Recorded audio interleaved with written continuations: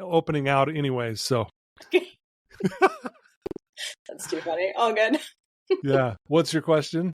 Oh no, I was going to ask if there's anything that, I trip over. I guess you will typically slice out like. Yeah. I mean, honestly, like if we screw up, which I'm sure we will, we can just laugh and move on. I typically don't splice something out unless you're like, hey, Todd, let's take that part out. I'm totally open to doing that. Okay. But yeah, I just like to just make it real and raw and let's go. But again, yeah, if there's something you feel like that you want to, hey, let's take that part out. I'm happy to do that for sure. All right. Sound good? Yeah. Any other questions before we start? No. Let's do it. Let me make sure I'm pronouncing your last name correctly. Is it Pietracola? Perfect. Well done. Thank you. You would laugh. I've been practicing that for like 2 weeks. Yeah, please. I get so many different pronunciations, but that was great. You should get more. Thank you. Okay, well, I'm going to introduce the show, introduce you.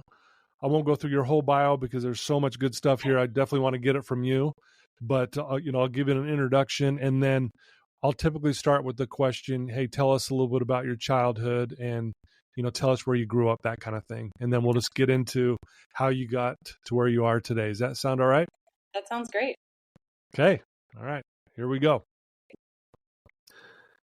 Welcome back, everybody. This is Todd Sylvester with the Todd Inspires Belief Cast. Thank you so much for tuning in week after week. As you guys know, I am so grateful for you guys, and I appreciate you believing in me and promoting what I'm doing here and sharing this with people. It's been so awesome to watch the growth of this, and I couldn't do it without you. So thank you for tuning in. That means the world to me. I like to give a shout out to my sponsors, Maury Nutrition. They have a calm drink. This is the official drink of the Belief Cast now, which is really cool. It helps with anxiety.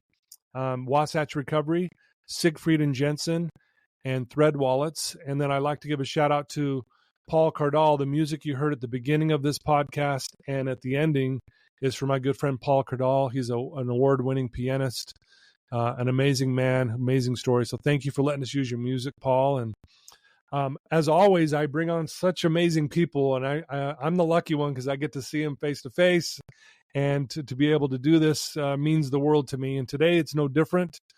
Today we have the founder and CEO of Momentum Technology, Amanda Pietracola. Amanda, thank you for being here today. My pleasure, Todd. Thanks for having me. Absolutely, it truly is a pleasure to have you. Like I told you earlier, I've been, really researching you and seeing all the good that you're doing in this world, not just with your company, but even outside of that, which we're going to get into. So we're really lucky to have Amanda today. A little bit more about Momentum Technology boasts 2 successful mobile apps that have helped nearly 7 million individuals. I mean, that truly is saying something. She began her career in the STEM industry as a college intern and went on to acquire the same product she began working for all before the age of 30.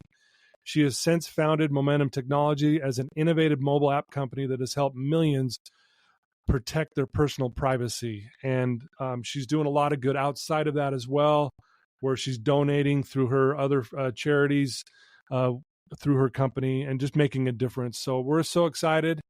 Why don't we start, Amanda? Tell us where you grew up and maybe a little bit about your childhood. Awesome. Well, thank you for that beautiful introduction. So appreciate it. You bet. Just excited to be here and chat with you today. So yes, you probably wouldn't know it from my non-accent. I've been told I don't have an accent, but I was actually born in Staten Island, New York. Oh, wow.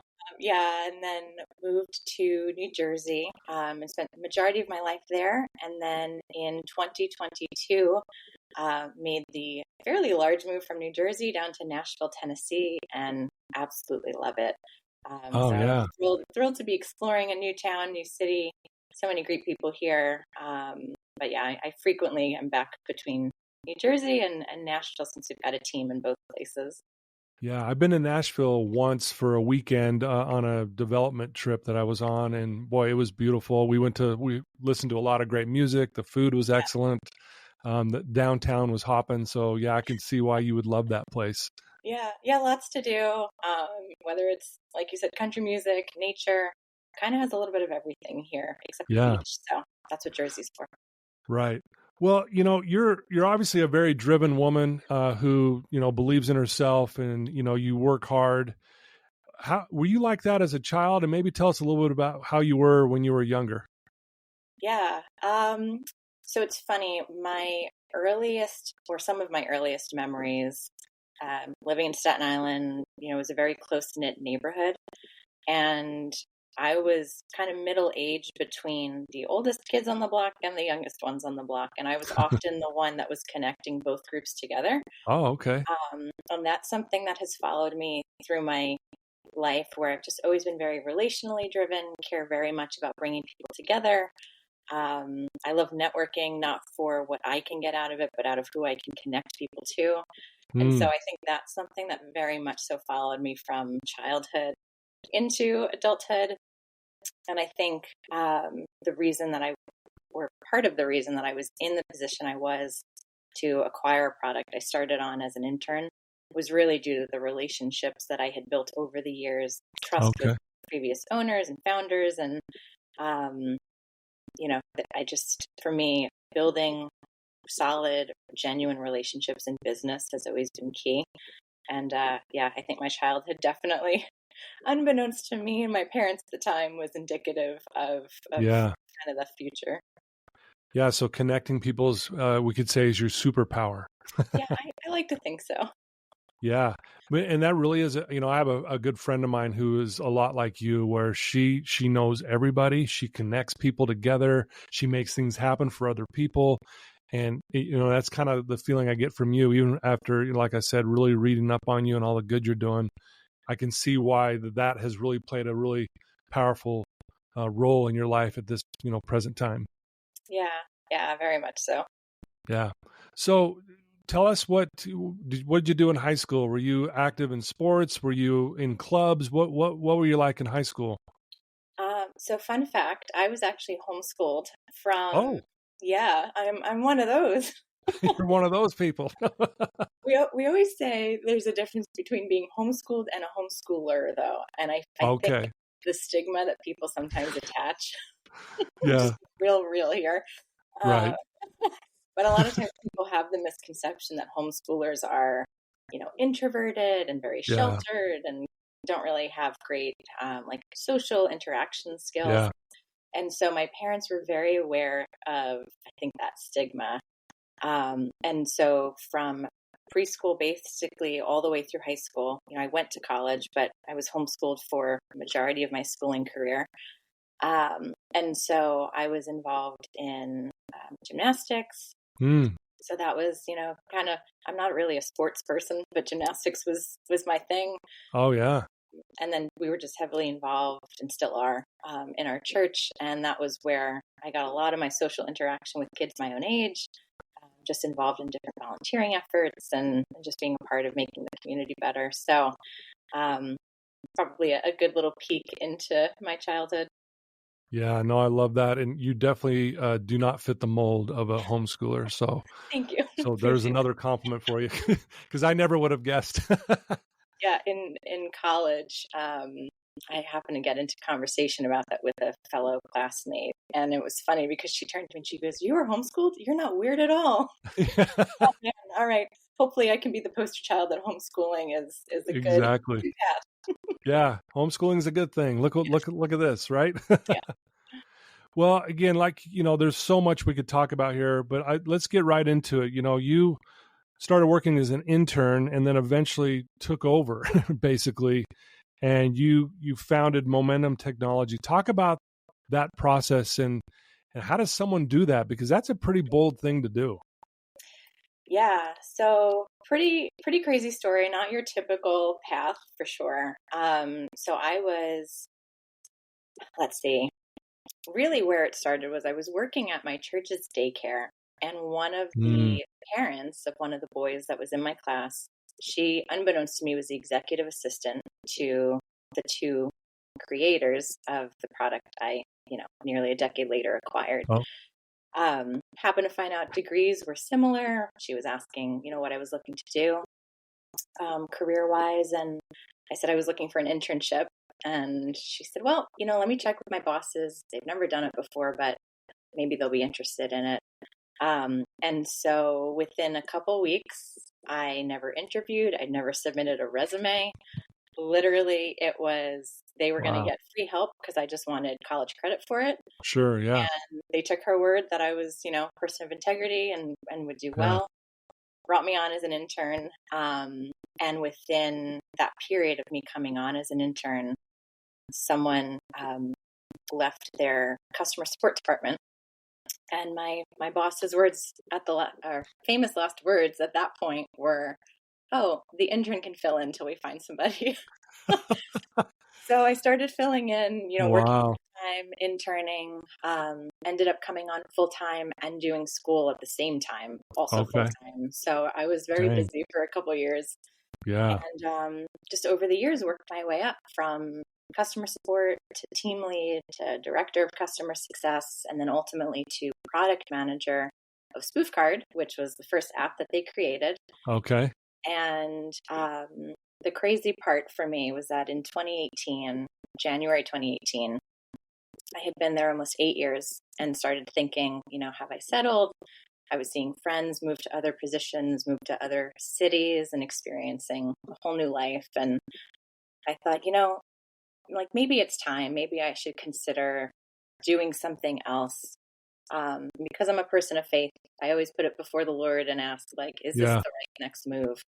Yeah. And probably one of the few times in my life that I can say I almost heard an audible voice that Wow. just inside said, the end of this year will look very different than it does right now. And I had no other context other than that, but it was just this understanding of stay put, bloom where you're planted.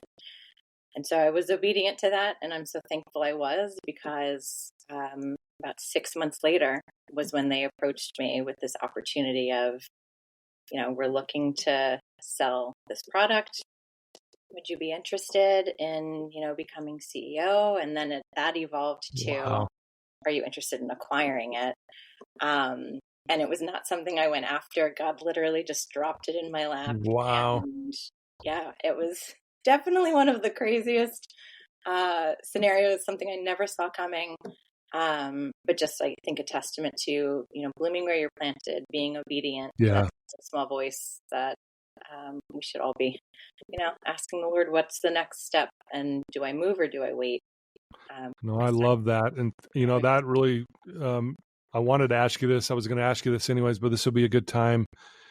I was reading in an article that interview, this Medium article that interviewed you.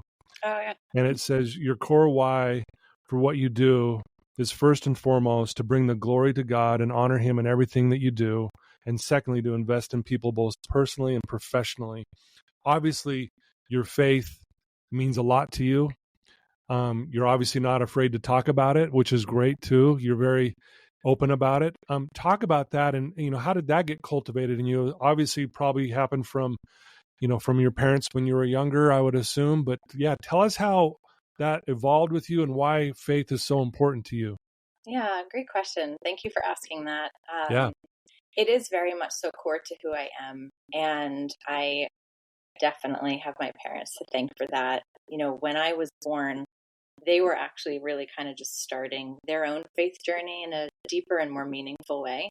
And Okay. so growing up, I got a chance to watch them kind of walk this out in real time. I think a lot of children sometimes are born into homes where their parents' faith is fully solidified and they've, Yeah. figured it all out, if you will.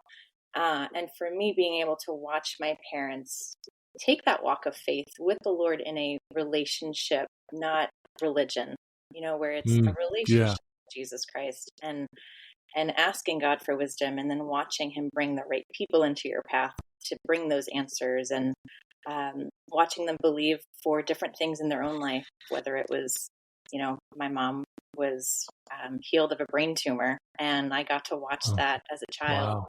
her believe Wow. God for faith. Yeah. They told her she'd never be able to have more children. I now have a 23-year-old brother. They told her she'd be on medication the rest of her life. She is not. And Wow. so when you walk through that and you see God show up in such Yeah. big, miraculous ways, it definitely solidifies your own faith as a child. But then as an adult, understanding like, okay, my faith it needs to be my own, not because my parents believe, but do I believe?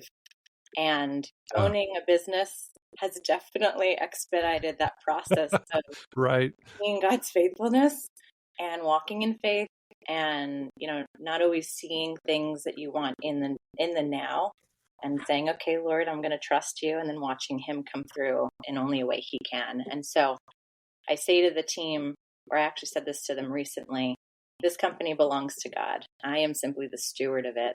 Wow.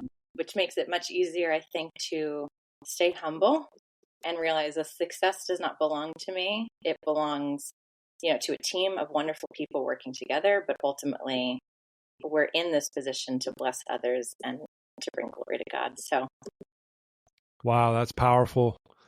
And I love that, again, like you're very open about what you believe. And you even say at work, you said, hey, this belongs to God, not me. Do you ever get any pushback on that from people at work, or, we're like, hey, please don't go there? I don't know. Or do people just go, you know what? Hey, this is cool. And we appreciate where she's coming from. yeah, I heard a quote years ago that said, preach the gospel at all times, and when necessary, use words. And so that's really how I I try love to live. that. Yeah, it was very impactful for me because I think we live in a culture where everyone is yelling something, right? Whether it's Yeah. faith or politics or, cultural things. And I never want to be that person where people feel like I'm pushing it on them. And so Right. we've worked very hard at Momentum where core values, the core values that we have, I would say, stem from biblical principles that I live. Things like integrity, excellence, generosity, being humble people who are teachable and want to teach others. But Right.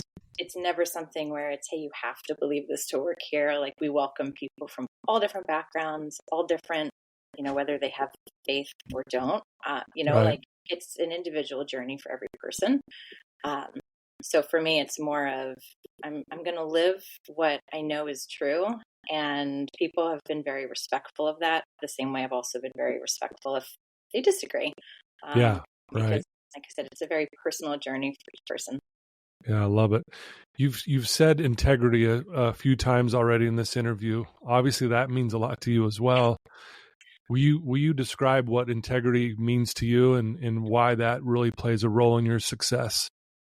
Yeah. So I would say integrity could be defined a couple different ways. So one for me is being the same person in public as you are in private. Mm, It means doing the right thing even when no one is looking. yeah. Even if you think you can get away with cutting corners, we don't. We want to know, or we want people to know that we're going to be the same person consistently day in and day out. Whether they're rude to us, we still act the same. We're not, we're Yeah. not going to trying to get revenge on people. And I'm talking like personally, what Sure. integrity means to me. But Yeah. just being that consistent person who is striving to do the right thing at all times, whether or not anyone is looking. Wow. Powerful. Obviously, we're not perfect. So, Sure. Right. Yeah. but that's the goal, right? That's the goal. Yeah. No, I love that. And I think, I work with a very high risk clientele. They're overcoming drugs and alcohol and mental health issues. And typically, I really just break it down to the simple principles of honesty, integrity, accountability, and help someone. They're very simple principles, but it's not always easy to do them, right? Like you said, we're not perfect, and a lot of times our ego gets in the way, and we kind of lose our way sometimes. But that has been a really solid foundation for my clients, just starting there and trying to do those four things consistently on a daily basis. I've noticed that they feel success from that. And I know that you probably have certain principles that you kind of build not only your life around, but your company. Can you share a few of those principles with us and besides integrity? I'm sure there's a few others that are important. Yeah. So as far as our core values go, hopefully I can remember all of them. I always ask the team to. Now I'm Right. under pressure. Yeah. Uh, but generosity, integrity, innovation, being humble, being people who are encouraging, and then being people of excellence. Mm. Are our 6 core values that we reiterate basically every 2 weeks. We do an all hands meeting where we talk through the growth of the company and what's going on in different departments, making sure everybody's aligned. Right. Going over those 6 core values has become habitual for us, where, I will just say them out loud, read them to the team, just because we've found that it's one thing to have it in your handbook. It's one thing to say it once a year at an appreciation party. It's another to say, hey, we live these values, and keep them at the forefront of what we do. Yeah. Practice what you preach, right? Yep. And Very much so. and that's tough, right? In my church, I would tell the kids that was mentoring and helping out in our classes, I would say, stop quoting Jesus and be Jesus. And not that it's bad to quote Jesus, but let's be the best we can to be like Jesus. The same characteristics, kind of like what you're saying, that humble, that generosity, that innovative, that integrity, and I love that about what you're saying there. And I'm sure that's why you have such a strong culture in your business. Thank you. Yeah, Yeah. it's not always easy to live it, right? If it were, everybody would do Right. it. Yeah. As are most things. Anything worth having normally takes a little bit of work. But I am very thankful that even though we have a fairly diverse group of people, I think everyone has gotten on board with, they love the culture. They love that we Yeah. are drama free, that everyone You're likes right. each other genuinely. Like, we have a great time together on our offsites or brainstorming, whatever the case may be. And so I think when people realize, okay, these are the core values that give Yeah. us the culture we love, it's much Yeah. easier to get on board and say, okay, let's live these out. Totally love it. Well, I'm gonna quote you here. You another quote from another article that you were a part of, and this was really powerful. And it was basically asking you why, kind of how you handle your business with your employees. And you said, quote, "Be human first. One of the first initiatives and probably the foundation of creating a wonderful workplace is to be human first. Before being their boss or manager, have empathy, be a listening ear, and understanding that your employees have life outside of work. We spend so much of our time at work, it's nearly impossible to have our personal issues overlap our professional life at some point." So talk about that. What does it mean to be human first, and why is that something that you've kind of cultivated there? Yeah, such a good question. Also, I have to say, I appreciate the research that you did. That means a lot. Well, yeah, I take pride in when I bring a guest on, I want to make sure I know who they are. Since we're not living in the same state, it's really hard I can't just, chum around with you a little bit, but I do my best to try to really get to know you the best that I can. And like I said at the beginning, I'm so impressed with how you live your life. It really is inspiring to me. Oh, thank you. I appreciate Yeah. that. Yeah. Yeah. So being human first for us means a couple things. One is that we live work-life balance. We don't just preach it. So if someone Yeah. is on vacation, it is severely frowned upon for them to be reading emails on vacation, onto Slack, just to check in on things. We work very hard to not reach out to people after hours, on a work day, on weekends, on vacation. Like, something has to be on fire for us to be asking back online after hours. Yeah. And I think a lot of times in the startup culture, there's this belief that you have to hustle and grind 24/7, sacrifice your family, sacrifice your health, Yeah. um, sacrifice your mental well-being to get ahead. And I think that there's nothing that could be further from the truth, because Yeah. maybe it'll take you a little longer to get there, but when you get there, you'll still have a healthy family. You'll be healthy. I read a stat recently.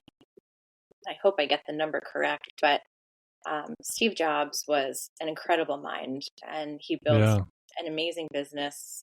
So many people utilize Apple for computers and phones and watches, and the list goes on. Yeah. But he died of cancer with a net worth of, I believe, over $10 billion. Wow. And for me, that was a really staggering stat to read, because I thought, there's that pressure in business and when you're on an entrepreneurial journey of, I have to keep up with everybody and I have to do more than everybody to get ahead. Yeah. But you can build an incredible business that's used by probably hundreds of millions of people, if not billions of people. And he's not here to enjoy it, which is such a tragedy. Sure. More than if it took Apple a decade longer to build what he built. And so when we look at momentum and our people, it's like your health is paramount. Your family should be who's getting your best long before work is getting the best of you. Like, yes, you should do your best at work. You should do things with excellence. Yeah. But your family should not be getting the scraps of what's left over after a work day. Right. So really trying to ensure that our team takes their PTO, prioritizes family, because when you have things in the right order, which for me, it's God first, family second, work third. When things are in the right order, people thrive. But if work is first, everything else suffers. And so, my goal has always been with momentum that whether people stay with us long-term or move on to another opportunity, I want them to leave the company being better professionally and personally, and having values and things that they've learned that benefit not just them, but also the people they touch in the future. Wow, I love that. That's awesome. I bet people just love working for you. I hope so. I really hope. I'm over here going, are you hiring? Yeah, maybe I'll apply. We are hiring for a product manager, so a little plug there in case any people are interested. No, I love it. And I think, when you have your priorities straight, it's amazing how, like, think about it. And my background, I mean, I was a drug addict for 10 years and my life was a complete shambles. And and if I look back on it, take the drugs out of it, my priorities were all backwards. I mean, at the end of the day, it was like, which created anxiety, depression, the list goes on. And it's just, I always laugh at myself a little bit. It's like, man, the answer was so simple. Just start being honest, start having integrity, be accountable for your life, and why don't you help some people? and it's like those simple little principles is really what turned my life around, but it eliminated a lot of these mental health issues I was wrestling with. And so I can imagine when people are working for you and you guys are living by these core principles, that you not only are giving them a good place to work, but you also are probably helping them with their own individual mental health. Yeah, I certainly hope so. I mean, even down to, we talked about confronting situations, and I realize a lot of people are not raised with healthy ways to handle confrontation. Either it's super unhealthy and people are yelling and screaming, or they don't confront at all. And so issues just are under the surface until someone finally explodes. And so we had a meeting where we talked about, how do we handle if there's interpersonal issues? You're waiting on something from somebody, or someone makes a joke and it's actually offensive for some reason. And my pastor uses the term carefrontation. And I thought, I'm going to steal that for momentum, because it reshapes the perspective of, instead of confronting an issue, it's, I care enough about the relationship that I need to be honest with you with how this made me feel. And I want to work through it with you because I care about you. I care about keeping unity and peace in our relationship. And so even something like that, I really do hope that team members, in the past who heard it, present people who are still with the company who hear it, do take nuggets like that into their personal life. Because, I mean, that can be a game changer for marriages, for parent-child relationships, friendships. So yeah, our goal is to keep people whole in every area of their life. Yeah, it's beautiful. We need more people like you and more organizations like you. I love it. You were also quoted once saying, some people are so poor, all they have is money. That hit me like right between the eyeballs. I was like, dang. Um, Tell us what that means to you when you hear that.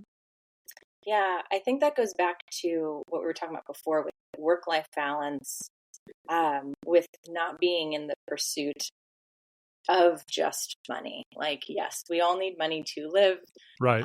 Revenue is how a company gauges, are we growing, Mm-hmm. so on and so forth. But when I launched Momentum Impact, which you touched on briefly in the intro, it's our philanthropic branch of the company dedicated to giving away a percentage of profit to charities locally and globally every year.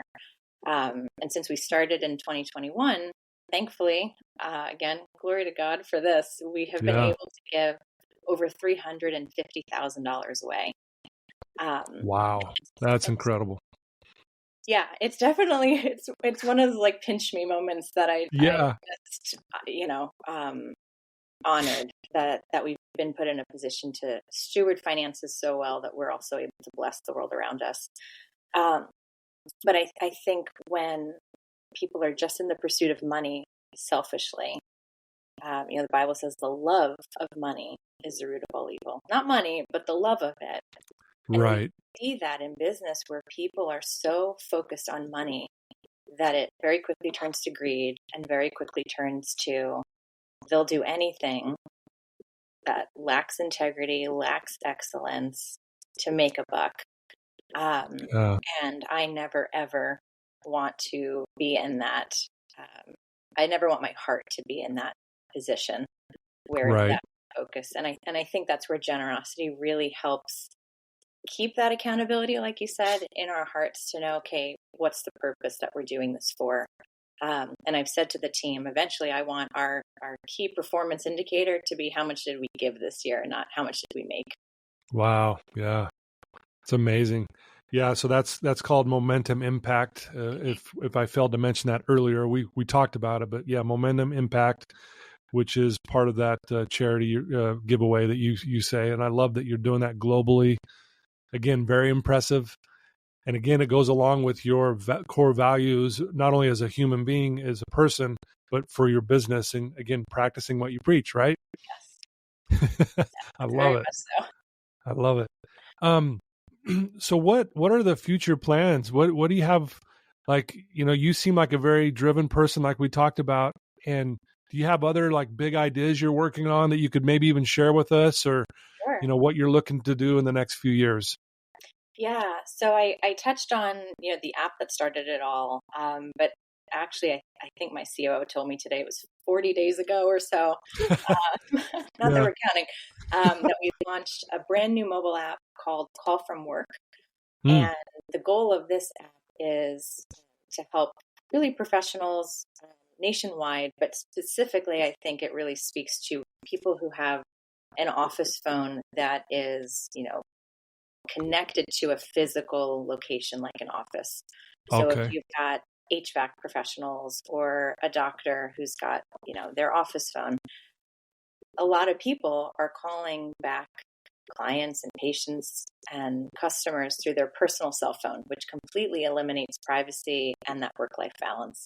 Because now Yeah. when they call back, they're getting you personally instead of the office, their secretary or someone Yeah. who's still working versus someone who's now off the clock and still dealing with work calls. So, so we're thrilled to have launched that because it is, like we talked about earlier, passion point of ours to make sure our own team balances work and life. But the beauty of what the app does is in less than 60 seconds, you can verify a number that you own and operate like a landline. It'll get connected to the mobile app. And then from your cell phone, you can call patients, clients, whoever you need, and show the office line as your caller ID. Oh, So it wow. basically makes a Okay. landline mobile in seconds. Wow. Yeah, so that That's just awesome. live. We're really happy to have a product that you know um, is part of our own core values, but hopefully Yeah. will also help people regain that work-life balance because I think COVID really, being remote for so many people, it's Right. kind of robbed them of that balance between both. And um, so that's one thing. We've also the products that we already have, we've processed over 100 million calls through our services. And so we're now expanding into more of a B2B realm where we are working with various vendors to help them prevent and mitigate telecom fraud. Because naturally, processing that many calls, we've learned a lot about patterns and, what kinds of calls could be more suspect. And so that's an area of the business that we're expanding into now. And then obviously we've got some other mobile apps that I can't share about quite yet. That hopefully will be brought public or to the public, I should say, in 2024. Okay. Love it. Very cool. I'm sure those are going to be very amazing things and going to continue to bring success to you and your company and the world. So another question I have for you is what does a day look like for you? Do you have like a morning routine? Like, do you do something in the morning that kind of keeps you centered and grounded? Maybe obviously exercising more of your faith, that kind of thing. Could you share with us kind of what you do to do that? Yeah, it's funny. I was just having this conversation with myself this morning that I need to get up earlier. I've never been a morning person. I'm a night owl, but I feel like night owls, at least for me, I'm not as productive at night. It's more of like decompressing, whereas the morning is when I'm revving up for the day. Yeah, right. So morning routine at this point, it does look a little bit different depending on the day. We currently have a hybrid situation, which I love. So we're home 3 days and we're in office 2 days. Okay. So my remote days, typically I'm getting up and I'm still getting ready because I find when you're remote, it's easy to like work in PJs all day and that does not help you be productive. Right. Yeah, I'm the same way. I've got to get dressed. Yeah. So getting up, getting ready, spending time with the Lord, whether that's listening to, I found recently a podcast called The Leader's Cut by Preston Morrison, I believe is his name. And that has just been like earth shattering for me in so many great ways of what it looks like to be a biblically based leader. And so that's something I'll listen to that podcast. Cool. Definitely time. I love reading the book of Proverbs, just for the wisdom. There's always something new that jumps out at me for what I'm walking through. Definitely time of prayer. Sometimes it's just putting some worship music on while I'm getting things ready in the morning. So it varies, but I actually kind of like having a little bit of a routine with some flexibility, so it's not as regimented. Right. No, that's good. Yeah, I'm a huge believer on morning routines. I heard this a long time ago. It's a very common saying now, but if you win the first hour of the day, you win the day. Yes. If you lose the first hour of the day, you spend the rest of the day looking for it. And I've had those days too. Some days I'm looking for it, but I do know when I get up and I center myself and I connect with God and I connect with myself and I kind of get myself grounded, it really makes the day go so much better, and it's better for me and for my clients and that kind of thing. So it's good to hear that you do have something that you do that kind of keeps you where you need to be. It's funny too. I find almost without fail that if I commit the start of my day to the Lord, the rest of the day, I feel more productive. I feel like time goes by a little bit slower, so therefore I'm able to get more done. Yeah. And the days where I just kind of wake up and jump into the day, I totally agree with you. I'm looking for that hour, like, what happened? I blinked and the day is over. So it's just, I love how God works, where when we do commit that first part of the day to him, he's so faithful to give it back to us in spades. Like, he just multiplies the time we have. Totally. Yeah. I've noticed that as well. It's so true. I do want to mention that you received an award, 100 Women to Know in America, back in 2023, right? Which is, I guess we're still in 2023. See, I told you I'd mess up. We'll laugh and we'll just keep going on. But that's a pretty amazing award by, is it JP Morgan Chase that gave that to you? I just want to give a shout out to you. Congratulations on that. Yeah. I've read comments of what people have said, and everyone's like, "Oh, well deserved," and you are the example of this, and and you truly are. And I want to make make it clear to our listeners that, you are out there really making a difference. And this has been just fun to sit and talk to you today. Yeah, you as well, Todd. And I love your story too. I think you're also a great picture of someone who um, did take responsibility and own it. And it made such a difference in your life versus, I'm sure, I don't know a ton about your childhood and history, but I think a lot of people like to make excuses for where they are in life rather than Right. saying, no, I have the power to change it. Right. So I just want to commend you too. I mean, I Thank think you. you also have an incredible story, and I'm honored that we have been able to connect. No, thank you. I really appreciate that. If someone wants to reach out to you, Amanda, and know more about you, ask you a question, learn more about your company, or, have the access to your apps and that kind of thing, what's the best way for them to do that? Yeah, so from the company perspective, they can go to momentumtech.io, not .com, .io. And then for me directly, I post pretty often on LinkedIn about just lessons I'm learning in the journey. Yeah. And my name is pretty unique. So if they just look up Amanda Pietrocola in LinkedIn, I'll probably be the top result that comes up. But that's the best way to connect with me and kind of just see what we're doing and what I'm learning on the journey. Well, I'll definitely put those links in the show notes so everyone can just go right to it when they listen to this, which will be great. And I hope people will reach out and get involved with what you're doing and that kind of thing. I want to ask you one last question before we wrap it up. If there's someone right now listening to your voice who's in a dark place, they're struggling, and they feel lost, what one thing could you tell that person right now? Wow. What I would say to them is that they're not alone and that the Lord is very near and waiting to come into their life and illuminate those dark places. All they have to do is call out to Him. It is not somewhere that they have to stay stuck. He is the rescuer and the restorer of those that diligently seek Him. And if they are at a place where they're willing to welcome Him in, He will be there for them in every way that they need. Wow. Beautifully said. Seriously. Well, Amanda, I can't thank you enough for being on the show today. It's been a pleasure. I feel uplifted.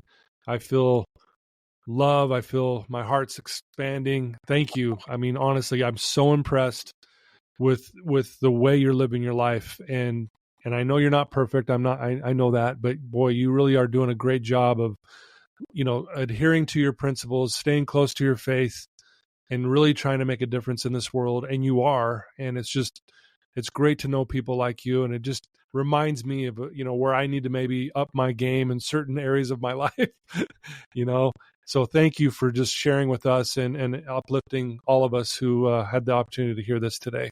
My pleasure. Thank you for your kind words, and thank you for having me on the show. Honored to be here. Absolutely.